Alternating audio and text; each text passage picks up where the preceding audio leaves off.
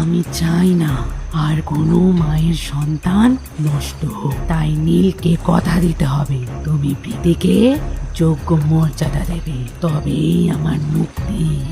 না হলে আমি আবার ফিরে আসব। বেশ, আমি কথা দিচ্ছি আমি কোনো দিন ওর হাত ছাড়বো না। বেশ, আজ আমার মুক্তি। আমি এলাম, তোমরা সবাই ভালো থেকো। আর এই পাথরের নিচে আমার কঙ্কালটা আছে, ওটার সৎকার করে দিও।